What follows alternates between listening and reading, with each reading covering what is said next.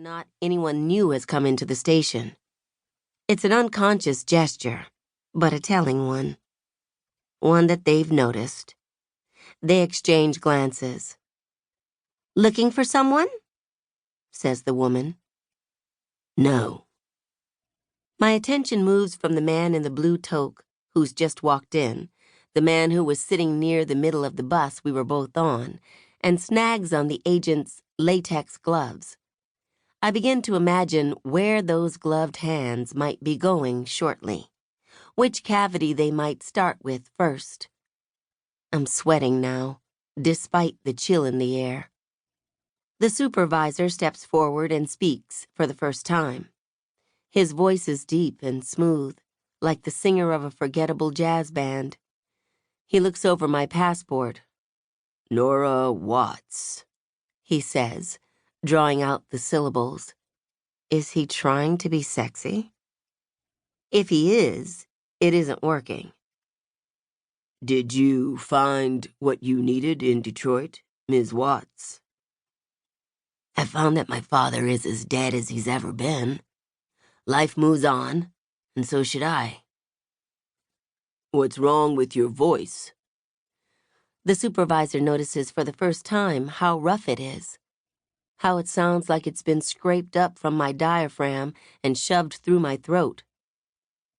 "Laryngitis." "You say you live in Vancouver, but you're going to Toronto. Why there, instead of back home?"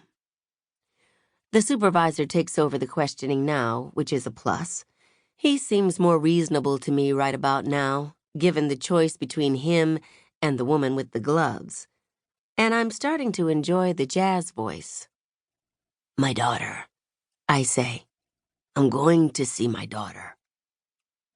The real question here is, will my daughter want to see me? They step aside to decide my fate. I try to look more like a fine and upstanding citizen, though my wardrobe and shabby appearance are telling a different story. That maybe I'm not so fine, definitely not upstanding, and it's possible I don't even have laryngitis. I look like a woman on the run from her enemies. A fair assessment because that's exactly what I am. Part of me wants to tell them that my father's bloodline goes back to this land before their ancestors even had the thought to come here. But the other part reminds me that my mother was an immigrant from the Middle East, and I may not want to pull that particular thread right now. A baby in the waiting room begins to cry, putting everyone on edge.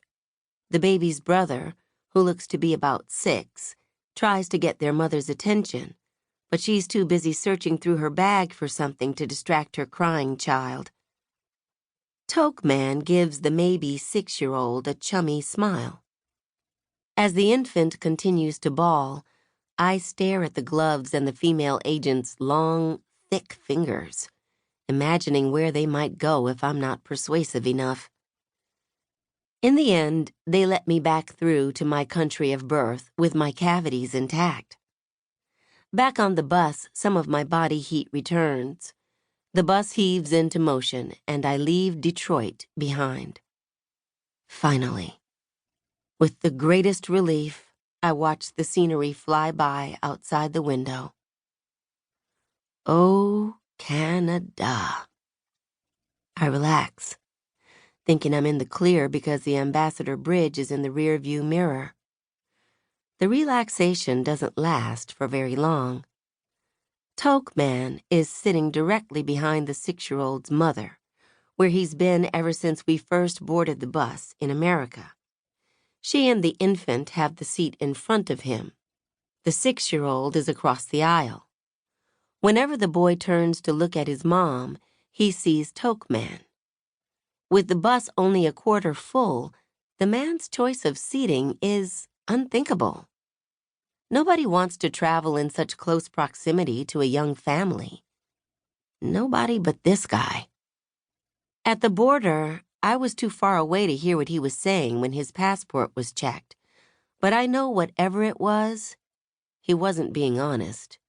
His posture was relaxed, his smile a little too easy.